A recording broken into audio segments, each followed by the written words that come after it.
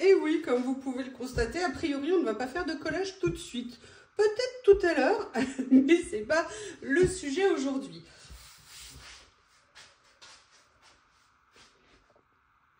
Hello you, welcome, welcome, welcome. Oui, vous l'avez compris, ça n'est pas une vidéo collage, du moins pas pour l'instant. Peut-être qu'il y aura un intermède collage dans la vidéo. Non, je vous avais fait quelques recettes en vidéo. Et j'avoue que j'ai été très surprise. Alors, il y a eu de tout hein, dans les commentaires. Il y a eu des gens, mais pour qui tu te prends, tu sais pas cuisiner. Oui, pourquoi pas, je ne suis absolument pas un chef. Ou alors, il faut pas faire ci, il faut pas faire ça. Ou alors, ça serait bien de faire ci et faire ça. Les bons conseils sont toujours les bienvenus. Moi, je vous fais part d'une expérience, mais je me présente absolument pas comme une spécialiste, mais juste comme une amatrice. Et de partager ce qu'on aime, c'est toujours agréable. Notamment, je vous avais partagé une vidéo quand je fais mes bocaux de Mirabelle. Alors, je ne sais pas ce qui s'est passé cet été, mais la France entière l'a vu. Je précise bien, c'est ma façon de faire, ce n'est peut-être pas la meilleure, mais moi j'aime les choses simples, accessibles, de façon à ce qu'on puisse se faire plaisir. Voilà, ça c'était un petit peu l'introduction. Alors aujourd'hui, pourquoi on est là? J'ai eu la chance, mais vraiment la chance d'avoir des amis qui m'ont offert du sanglier. Sanglier, j'en ai déjà mangé plusieurs fois, j'aime bien, mais je ne sais pas nécessairement le cuisiner. Les fois où j'en ai eu, qu'est-ce que j'avais fait? On avait mangé une fondue avec des amis, et l'autre fois, je ne sais plus ce que j'avais fait avec du sanglier. On a fait une fondue bourguignonne, on avait fait une fondue avec du sanglier. Ça avait été très sympa, ça avait bien rendu. Mais là, aujourd'hui, mes amis m'ont donné une portion, mais pas une portion de célibataire, m'ont quand même donné une portion familiale. Et en fait, moi, j'aime bien faire des plats d'avance, que je peux manger plusieurs fois dans la semaine, comme ça m'évite de me poser la question de ce que je vais me faire à manger. Moi, ça ne me pose aucun problème de manger 3, 4, 5 jours de suite la même chose. C'est pas un souci pour moi. Mais j'aime bien aussi me faire des rations de me faire des portions de repas lorsque je vais rentrer, que je vais être fatiguée, que j'ai pas envie de cuisiner, mais que j'ai quand même envie de manger quelque chose de si possible sympathique, enfin sympathique selon mes critères à moi. Alors mes critères ne sont pas nécessairement les vôtres. J'aime bien me préparer régulièrement des plats et comme ça je viens les décongeler et me les réchauffer juste au moment où j'ai envie de manger. Et donc quand je me suis posé la question de ce sanglier qu'ils m'ont offert, déjà coupé en morceaux, super, je me suis posé la question de ce que j'allais faire. On en a parlé, ils m'ont donné des idées et là je me suis rendu compte qu'en fait je pense que j'aimerais bien me diriger vers une espèce de bœuf bourguignon mais avec du sanglier. Donc j'ai fait mes petites recherches et en fait il est ressorti que ça s'appelle entre guillemets plutôt un civet de sanglier entre guillemets.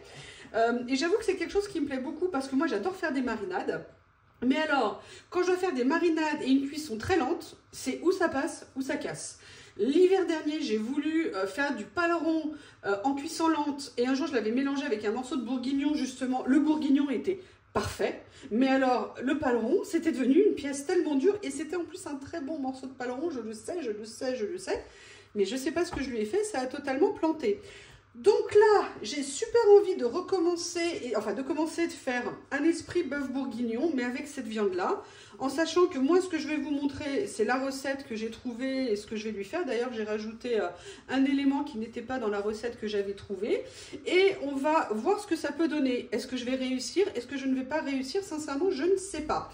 Donc là, on va commencer à préparer ce qui est nécessaire pour la marinade.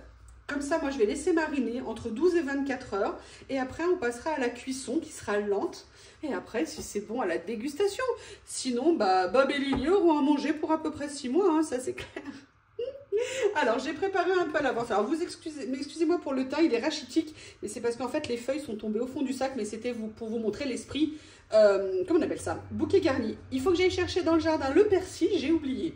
Donc, dedans, j'ai mis des clous de girofle. Du thym, du laurier, de l'ail. Alors vous savez que moi je prépare mon ail à l'avance, c'est-à-dire que je le coupe, je le hache et je le congèle à plat, ce qui me permet d'avoir toujours de l'ail d'avance. C'est franchement super pratique, c'est un gain de temps qui est énorme. Le souci c'est que là je n'ai plus assez d'ail, donc j'en ai un petit peu pour la marinade, mais il est probable que je vienne en rajouter après pour la cuisson si je trouve que ça n'a pas assez le goût. J'ai prévu également des carottes, 2 oignons, et ce que je vais rajouter, mais qui est plus proche du bœuf bourguignon, je vais mettre un tout petit peu de pommes de terre à l'intérieur. Alors vous me dites quand même 3 pommes de terre, c'est pas mal, c'est pas un petit peu. Oui, mais moi en fait déjà, quand je fais ces plats, j'aime bien mettre beaucoup de légumes, donc à la base c'était 2-3 carottes, hein. Moi j'ai mis pas mal de carottes, parce que pour moi ces plats cuisinés sont aussi souvent l'occasion de manger beaucoup de légumes qu'on n'a peut-être pas l'occasion de manger trop facilement Moi, par exemple, j'adore les légumes crus, mais les légumes cuits, j'ai plus de mal. Mais en hiver, j'avoue, j'aime bien. Et certains plats me permettent de manger plus de légumes. Donc, je ne vais pas vous imposer la vision de moi en train d'éplucher petit à petit, carotte après carotte. Je vais vous mettre en accéléré. Et on se retrouve après pour la préparation de la marinade. À tout de suite.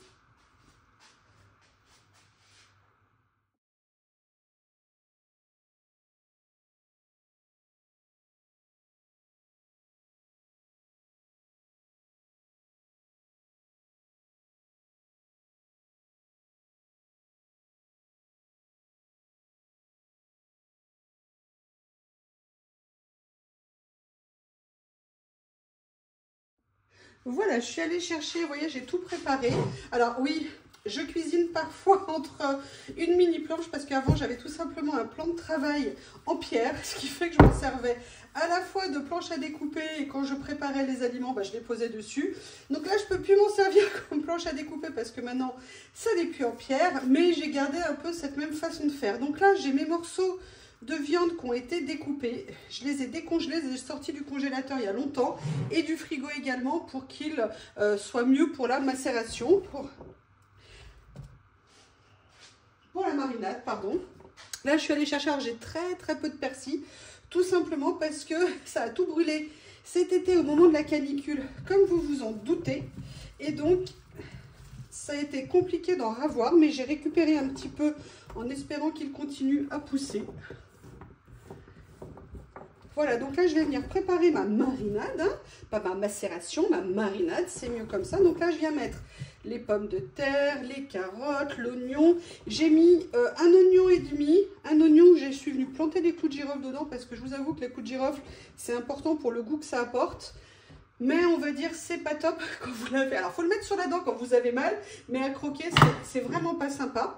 Je vais venir rajouter du poivre. Alors bien évidemment, je vais régler en fonction de la cuisson parce que là, je vais juste en mettre un petit peu. En plus, il faut que je rajoute des grains. Je n'ai quasiment plus de grains à l'intérieur dans mon petit moulin. Bon, il n'y en a plus du tout même, je crois. Du laurier. Alors j'ai la chance d'avoir un énorme laurier sauce dans mon jardin. Donc ça, c'est super pratique. Je vais mettre un petit peu de sotala. Je vais venir en rechercher en plus dans mon sachet. Mais je vais éviter de mettre toutes les branches. Ça serait quand même plus sympa. Voilà. J'ai aussi du thym sauvage chez moi. Ça, c'est vraiment génial. Donc, je vais attraper, je vais enlever ça. Alors, où est le thym? Le thym, il est là. J'utilise, vous savez, les sachets de chez Action comme ça pour mettre mes herbes. C'est vraiment super pratique. Voilà. Un petit peu. Comme ça. Et là, je vais rajouter l'ail. Donc, il n'y en a pas beaucoup, mais il y en a. Je vous dis, j'en rajouterai au moment de la cuisson si je trouve que ça n'a pas assez de goût. Alors, moi, je ne sale pas. Je cuisine très peu en salant. Tout simplement parce que je suis une chèvre et que j'ai tendance à rajouter systématiquement du sel après. Alors, au niveau du vin, contrairement à ce qu'on croit, pour faire un bœuf bourguignon, on n'est pas obligé de mettre du Bourgogne. Moi, j'ai une bouteille qui est un peu entamée, qui est sale, je suis désolée parce qu'elle était dans la cave avant. C'est du Syrah. C'est un vin que j'aime énormément. Alors c'est vrai qu'on dit que pour le bourguignon, il faut des vins peut-être un peu plus forts, un peu plus soutenus comme des graves, comme certains Bourgognes. Moi j'avoue, j'avais plus de graves, je crois, dans ma cave. Et j'avais celle-ci que j'avais utilisée il y a très peu de temps, j'en avais besoin un petit peu. Donc je me suis dit que j'allais utiliser ça. Et on va voir ce que ça va donner. Donc là, je vais venir la verser entièrement sur la viande. Voilà, ça va quasiment la recouvrir. Vous voyez, on n'est pas loin de la recouvrir. Je vais venir remuer. Et là, va commencer, excusez-moi, va commencer le long travail de marinade. Alors là, on va plutôt essayer de mettre les herbes en dessous, hein. Le but, c'est que ça prenne. Et puis, de toute façon, je vais venir remuer régulièrement pour que tout s'imprime, ouais, s'imprègne aussi, c'est bien comme ça. Voilà. Alors là, j'aurais peut-être pu prendre un saladier un peu plus grand. Ça déborde de tous les côtés. C'est super. Allez, on va faire comme ça. Je vais laisser dehors quelques minutes encore supplémentaires. Et après, je vais aller le mettre au frigo et on se retrouvera demain pour la suite. Je vous laisse les tâches, hein. C'est nature peinture, hein, comme on dit. Voilà le début. Je ne sais pas du tout ce que ça va donner. J'ai hâte de voir si je vais y arriver. Je vais remettre des graines là-dedans de façon à pouvoir rajouter du poivre. Et c'est parti pour le civet au sanglier. N'hésitez pas d'ailleurs à me faire vos commentaires, hein. Comme je vous ai dit, moi je le fais par plaisir de vous faire une vidéo pour faire aussi la diversification. J'aime bien mettre d'autres choses. Je vous ai mis des champignons et tout ça. Petite précision, les champignons que je vais mettre dedans seront les champignons que j'ai récoltés ce week-end avec Célie et Fred. Donc vous voyez, ça permet de joindre l'utile à l'agréable. Et ça, c'est vraiment génial. Donc, ce que je fais, je laisse mariner et on se retrouve demain pour la suite.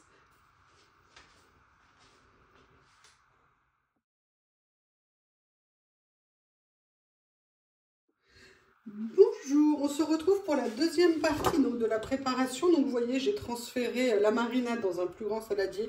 L'autre était vraiment trop petit et pour retourner, c'était impossible.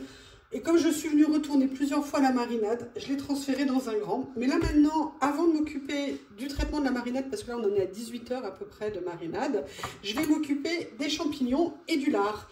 Champignons, je vais avoir le plaisir énorme d'utiliser ce que j'ai récolté ce week-end avec Fred et Célie. Donc il y a des pieds de mouton, il y a des bolets. Au niveau, il me restait une ou deux girolles. Je crois d'ailleurs que j'en ai oublié une hier. Et hier, même une, voilà. Et hier soir, je me suis fait... non. Hier midi, il me restait un fond de pâte. Je me suis fait une petite fricassée de mes 2-3 girolles, plus un ou deux pieds de mouton avec de la crème allégée, du poivre. C'était trop bon. Et le soir, je me suis fait une soupe miso. Et je suis venue couper un pied de mouton que j'ai mis dedans. Je ne l'ai pas fait cuire, je l'ai mis comme ça. Et 1 ou 2 minutes après, je le mangeais. Sincèrement, c'était juste excellent. Donc là, ce que je vais venir faire, c'est préparer mes lardons. Alors, j'ai pas pris des lardons traditionnels. Quand je fais un bœuf bourguignon, généralement, je mets des lardons un peu plus gros parce que ceux qu'on achète dans le commerce sont un peu petits. Donc là, je suis venue prendre des tranches un peu plus épaisses de poitrine et je vais venir faire des lardons un peu plus gros. Je trouve que c'est mieux quand on le fait. Et aussi... Excusez-moi, je ne sais pas si je vous l'avais dit, mais normalement quand je fais du bœuf bourguignon, il y a une chose que je fais, c'est que j'achète de la joue de bœuf. J'aime beaucoup ajouter de la joue de bœuf à l'intérieur. Là, je me suis renseignée là où je vais acheter ma viande et il n'en avait pas. Et d'ici à ce qu'ils la reçoivent, ça allait me poser un problème avec mes champignons, parce que les champignons, je ne voulais pas les congeler avant de les utiliser. Donc du coup, écoutez, on va faire 100 et puis on va voir ce que ça va donner. La joue de bœuf ajoute un petit côté gélatineux, mais un petit côté très moelleux, favorise vraiment d'attendrir en fait la viande. Et c'est vrai que quand vous faites entre guillemets un bœuf bourguignon, mettre ou un morceau de joue, ou même un morceau, je crois, de queue de bœuf, mais moi je ne le fais pas avec ça, ça apporte beaucoup à ce que vous faites. Là, je vais venir faire une 3e tranche en lardon. Et après, je vais m'occuper du nettoyage de mes champignons. Alors, je vais choquer les puristes. Oui, les champignons, je vais venir les gratter, enlever tout ce que je ne veux pas.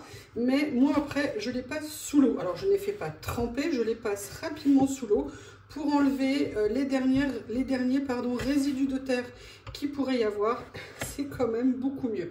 Donc là, vous voyez, voilà, j'ai fait mes lardons que j'aimerais faire revenir indépendamment du reste. Maintenant, je vais m'occuper de mes champignons. Donc là, je ne vais pas garder la queue au niveau du champignon. Je vais venir enlever toutes les mousses. Moi, j'enlève systématiquement les mousses au niveau des cèpes et des bolets. Donc là, je vais commencer par enlever tout ça. Après, je vais venir gratter, enlever les parties qui sont... Parce que vous voyez que c'est un bolet qui est un petit peu vieux. Ça n'avait pas beaucoup poussé, hein. Il n'y avait pas assez d'eau là où on est allé. On a vu qu'il n'y avait pas assez de pluie tombée. Même s'il brûlait pendant qu'on y était, c'était quand même une forêt. Donc les sols étaient à des endroits un peu humides, mais la plupart du temps, ils étaient quand même assez secs. En tout cas, trop pour qu'il y ait une belle poussée au niveau des champignons. Donc là, je commence par faire ça. Donc vous voyez, celui-ci, on voit qu'il est un petit peu plus récent. Donc, ce que je vais faire là, c'est que je vais venir tout simplement enlever ce qui ne me plaît pas autour. Vous voyez, pour partir sur un champignon qui est entre guillemets un petit peu plus joli. Là, j'avoue, celui-ci, il est bien... Donc là, je vais creuser un peu plus pour prendre vraiment que la partie centrale, vous voyez, qui est un peu plus en état. Donc il ne va pas en rester grand chose, je pense. C'était le premier que j'ai trouvé dimanche. Bon, vous voyez, il ne reste même pas grand chose, mais je préfère ça plutôt que de garder des parties pas sympas.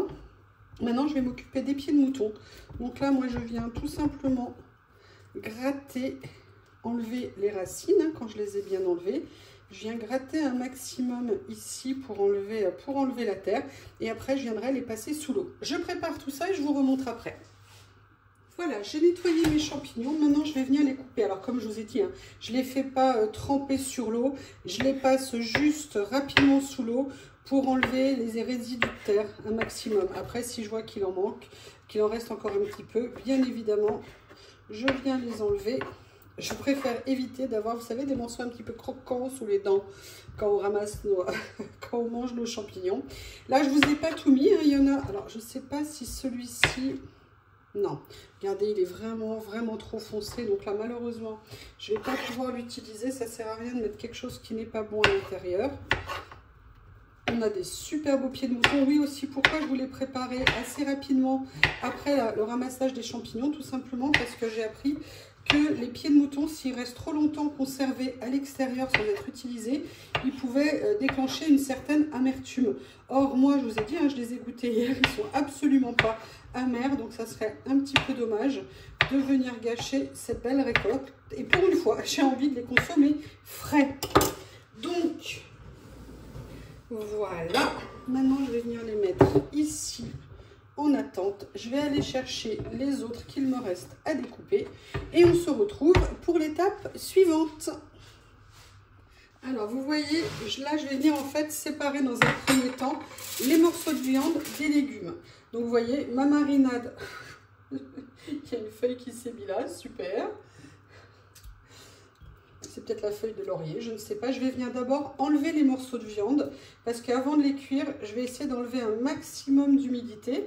Hein, je vais d'abord les faire sauter avant de les mettre sur une cuisson longue.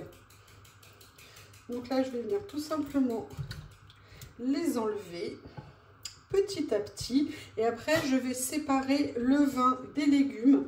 Parce que pareil, le vin, pour certaines raisons, moi je ne peux pas boire d'alcool. Donc je vais le faire chauffer à très haute température pour enlever au maximum l'alcool. Donc ça, je vais le faire indépendamment de la viande et des légumes. Parce qu'après, on sera sur une cuisson lente. Alors même si je pense que la cuisson lente enlève l'alcool, je préfère quand même passer par cette étape intermédiaire. Voilà, donc je continue et on se retrouve une fois que tout est séparé. Alors, a priori, j'ai enlevé tous les morceaux de viande. Ce que je vais venir faire dans un premier temps, si j'arrive à porter ce saladier qui est très lourd, c'est venir basiquement égoutter la viande comme ça pour enlever le max de liquide de marinade qui reste. Vous voyez, malgré le fait que je les ai enlevés un par un, c'est normal, il y a beaucoup encore de marinade. Ce que je vais faire, c'est que je vais aussi aller chercher du sopalin pour essuyer la viande et le saladier.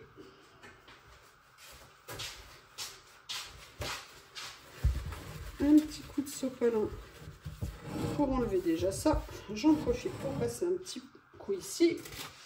Je vais venir mettre la viande là et je vais essayer d'enlever le max d'humidité que je peux au niveau de la viande. Ça sent super bon. Alors par contre, oui, j'aurais pu mettre des baies de genièvre, mais je n'en ai pas. Et je sais que c'est bien d'en mettre pour le goût, mais je vous avoue, j'en ai pas. Et je n'avais pas envie d'aller en acheter, tout simplement. Écoutez, au niveau de l'humidité, on est plutôt pas mal. Ce que je vais faire maintenant, c'est que je vais dissocier la marinade des légumes. Et on va venir sortir un saladier. C'est ça l'avantage quand on cuisine. C'est qu'on fait tellement de vaisselle sale à laver. Moi, ce que j'essaye de me dire, c'est que je le fais pour quelque chose qui va durer plusieurs jours. Plusieurs nombreux repas où je vais gagner du temps et je vais m'y retrouver. Voilà, excusez-moi, j'avais complètement oublié de remettre à tourner, j'étais tellement concentrée. Donc là, je vais faire la première étape, je vais entre guillemets porter à ébullition le vin pendant quelques minutes pour éliminer, on va dire, l'alcool. Donc, ce que je vais faire, je vais déjà passer par cette étape-là et après, je vous reprends pour le reste. Donc, à tout de suite. J'ai encore failli oublier de vous prendre. Donc là, j'ai préparé le vin où je suis venue enlever l'alcool. Là, je suis en train de faire revenir dans mon faitout du beurre et de l'huile. Et après, je vais commencer à faire revenir les morceaux de viande dedans. Après, je m'occuperai des légumes. Et après, je m'occuperai des lardons et des champignons que je réserverai. Je ne mélangerai pas tout de suite, que je garderai pour les dernières minutes de la cuisson, de façon à ce qu'il ne se transforme pas en bouillie. Donc là, je vais mettre un petit peu de lumière, ça sera mieux. Je vais bien faire revenir la viande avant de la réserver et de m'occuper des légumes. Donc là, on attend que ça finisse de chauffer. Je vais tester. Ouais, ça commence. Allez, je vais faire revenir mes morceaux. Je vais baisser un petit peu parce que faut faire revenir mais pas détruire, hein. Ça serait mieux.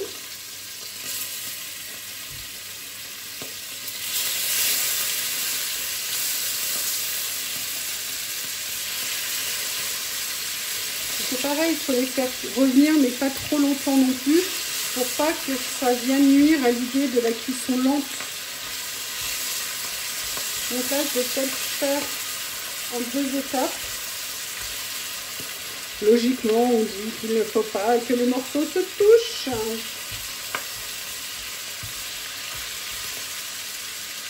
Voilà. Je vais essayer de les faire s'essayer un petit peu plus.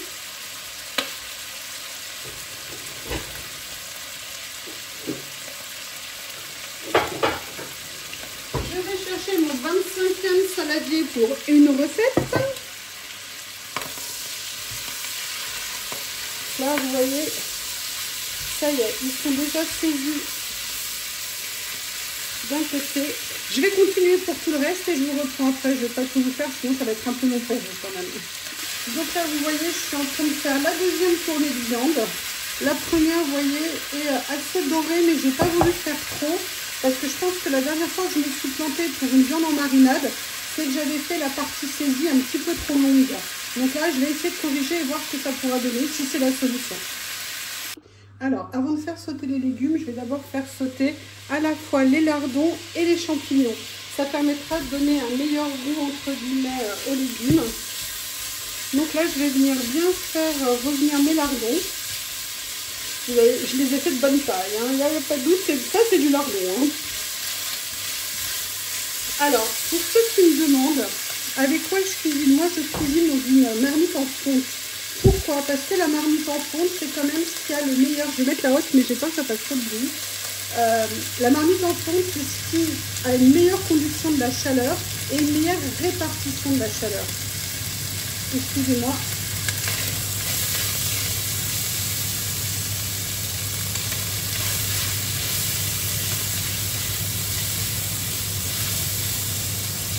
Là, je vais venir rajouter mes champignons. Alors, vous pouvez me dire, oui, mais ils vont lâcher de l'eau. Oui, effectivement, ils peuvent en lâcher un petit peu. Mais le faitout est bien chaud. Là, je veux juste venir les faire sauter, revenir pour, vous voyez, leur donner le bon goût de ce qu'on a fait pour l'instant. Et que les champignons, surtout, aient le goût, en fait, fumé du lard et de la poitrine que j'ai mis à l'intérieur.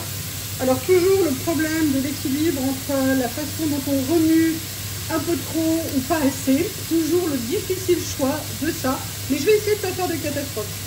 Là vous voyez, j'ai avancé, mais je ne veux pas les faire trop cuire non plus, donc je vais venir les réserver dans mon plat. Et là maintenant je vais venir m'occuper des légumes. Donc je vais venir rajouter un petit peu de gras quand même. Parce que même si ça en a donné, d'ailleurs je vais baisser, si ça veut bien, ça ne veut pas.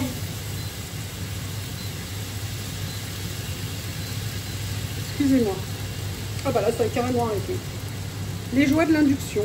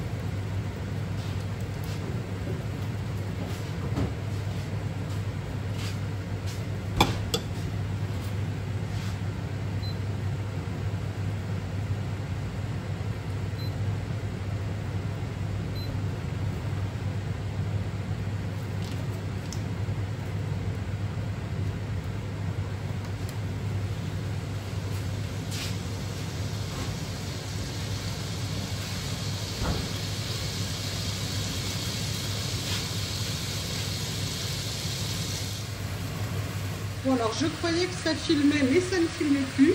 Donc je ne sais pas si je vous ai remontré, mais je vais vous remontrer. J'ai fait sauter les lardons et les champignons, mais un assez bref moment. Les lardons pour qu'ils colorient bien, je suis venue mettre les champignons dedans. Et là maintenant, je suis en train de m'occuper des légumes. Donc là, il y a le liquide qui est en train de s'évaporer. Vous savez, le reste de la marinade, il y en avait encore un peu au fond des légumes.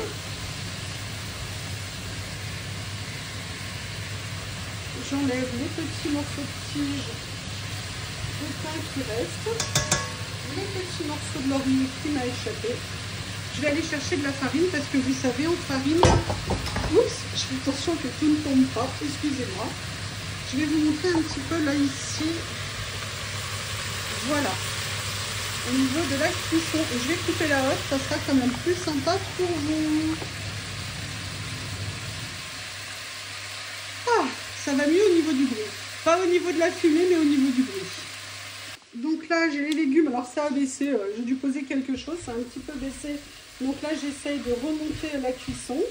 Ce que je vais faire maintenant, c'est que je vais venir rajouter la viande, fariner et lancer après la cuisson en marinade. Vous voyez, ça fait une sacrée marmite. Hein.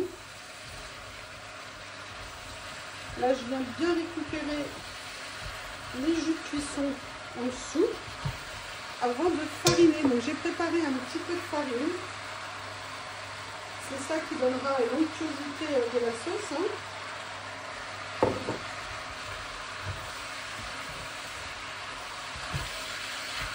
Oups!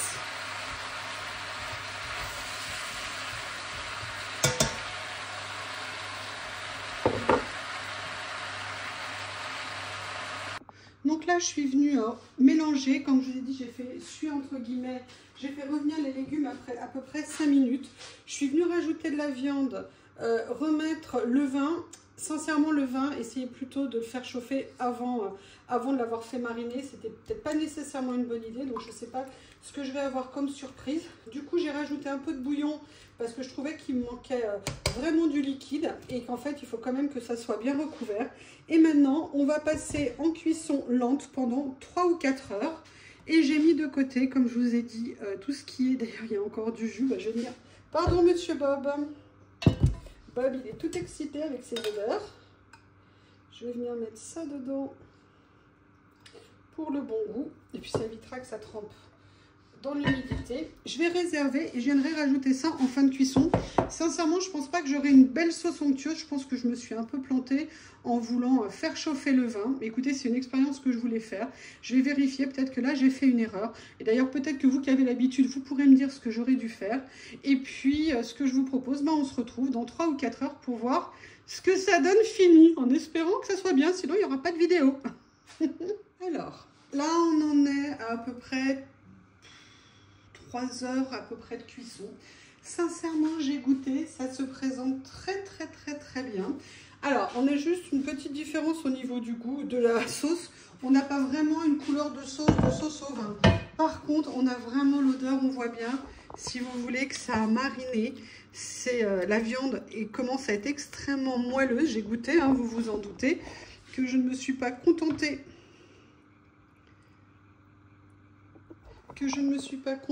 Entre guillemets de regarder. Ce que je vais faire là, comme je vais laisser encore à peu près quelques minutes, je vais, vous voyez, par contre elle ne s'est pas vraiment épaissie, je n'ai pas de maïzena, je vais essayer de voir si je peux trouver quelque chose, au pire sinon je la ferai réduire. Je vais peut-être augmenter un petit peu parce qu'elle est vraiment trop liquide pour moi la sauce. On sent qu'elle a un petit peu épaissi, mais je la trouve encore un peu trop liquide. Je vais rajouter une petite dilution de farine, voir si ça peut aider quelque chose. Et après, je viendrai rajouter les champignons et les lardons.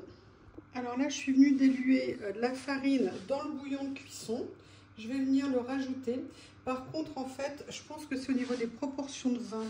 J'aurais dû mettre plus de vin dans la préparation, tout simplement parce que la quantité de légumes que j'ai mis, la quantité de viande, à mon avis, il fallait plutôt, je dirais, 1,5 bouteille de vin minimum. Là, je vais venir un tout petit peu augmenter la cuisson pour voir si ça accepte de s'épaissir un petit peu. Par contre, au niveau de la cuisson, je trouve que la viande, on est vraiment super intéressant. C'est ultra moelleux. En plus, c'est du sanglier, donc c'est d'autant plus intéressant. Ah, je vois que je n'avais pas complètement dissous ma farine. Il fallait bien que je continue à faire des bourdes. Bon, il n'y en a pas trop, mais il y a quand même quelques bulles de farine qui se sont constituées. Ça a un peu le don de m'exaspérer. C'est pour ça que normalement, je dilue avec le bouillon, mais là, je ne l'ai pas assez fait.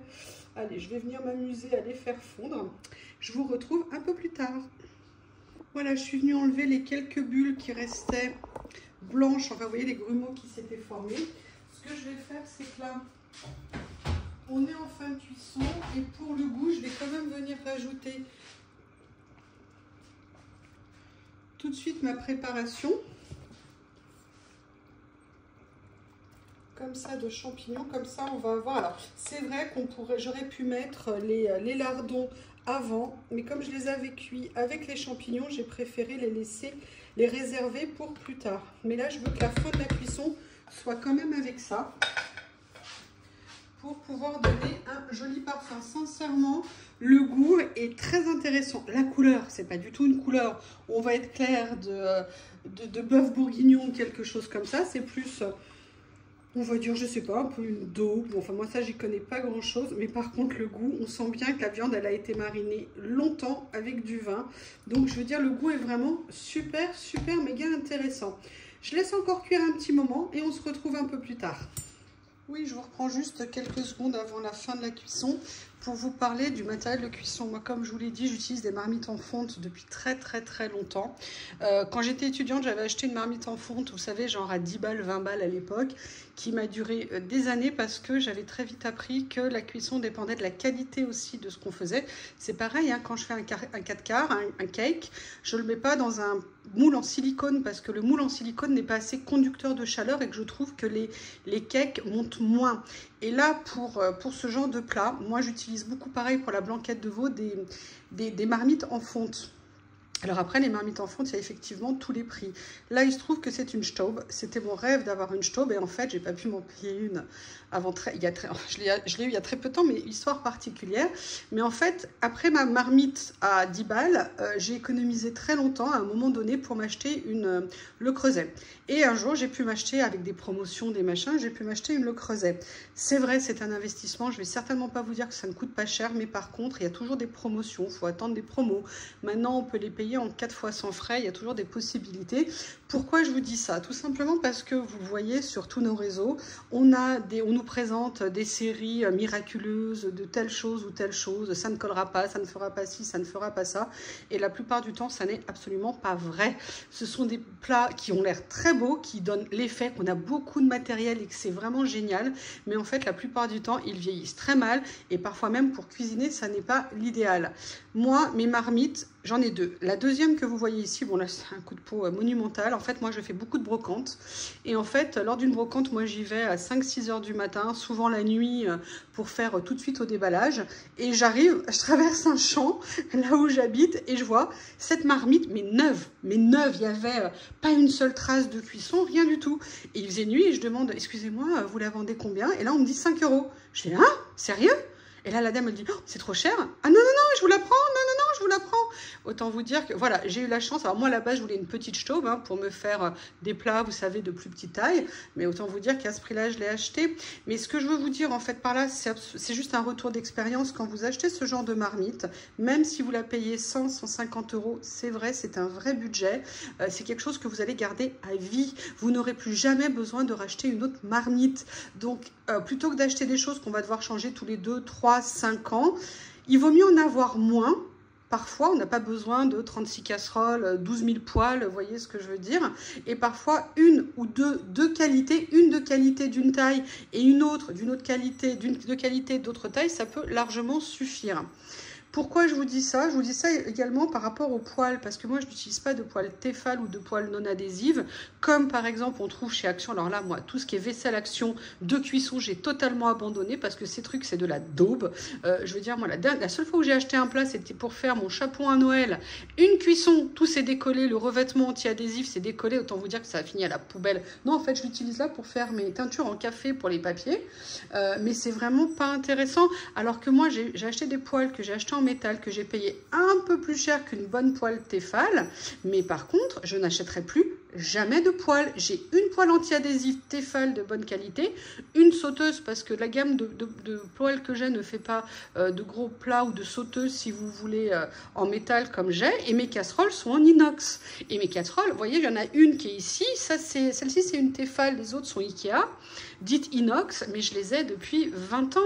Ce que je veux vous dire par là, c'est que la qualité de la cuisine, c'est aussi parfois de temps en temps le matériel qu'on utilise. Et c'est vrai que quand je vois ces magnifiques séries casseroles, poêles, on a 5 casseroles, 3 fétous, 36 poêles, 25 couvercles. Oui, mais en fait, on se dit, alors oui, on va la payer, je sais pas de 80, 100 balles l'ensemble. C'est vrai, si on n'a pas d'autres possibilités, ça dépanne. Mais c'est à réfléchir de temps en temps de pouvoir s'équiper de... Excusez-moi. Voilà, alors je suis désolée, je ne vous ai pas montré la fin de la cuisson, tout simplement parce que j'ai eu un appel téléphonique qui a duré extrêmement longtemps. Alors, on va être clair, la couleur n'est pas du tout la couleur d'un bœuf bourguignon civet au sanglier au vin, parce que je pense qu'il n'y avait pas assez de vin, parce que je pense qu'aussi le fait de l'avoir fait bouillir après la marinade n'était pas une bonne idée, donc ça, il faut que je trouve une solution. Par contre, on sent que la viande a été marinée au vin. L'odeur, elle est franchement excellente. Les champignons ne se sont pas... Je les ai mis juste quelques minutes, c'est parfait. La sauce est un petit peu liquide, mais pas trop. Mais j'avoue que certes, la couleur n'est pas rouge, mais par contre, qu'est-ce que c'est bon. La viande est super moelleuse. Je sais pas, je n'ai pas envie de me brûler les mains. Ah! Mais voyez, regardez, bah voilà. Vous voyez, ça c'est entièrement défait, comme ça. Donc j'avoue, de ce côté-là... Sur le coup, là, j'ai vraiment réussi à obtenir la nature de viande que je voulais. Bon, après, il y a des améliorations, mais le goût et l'odeur, je suis super contente. Bien évidemment, je ne vais pas manger tout ça cette semaine. Je vais me congeler des portions et je serai super contente de retrouver tout ça à déguster. Eh bien, écoutez, oui, c'est une première pour moi. Ça n'est pas une solution que je vous apporte. Je ne suis pas un cuisinier professionnel, je suis juste un amateur qui se fait plaisir avec du sanglier chassé par des amis qui me l'ont offert et aussi par le fruit d'une journée magnifique de ramassage des champignons. Et voilà comment on se fait un plat maison qui me fera extrêmement plaisir. J'espère vous avoir donné en tout cas un petit peu envie. En tout cas, moi j'ai passé un super moment à vous présenter tout ça et je vous embrasse très fort. À bientôt!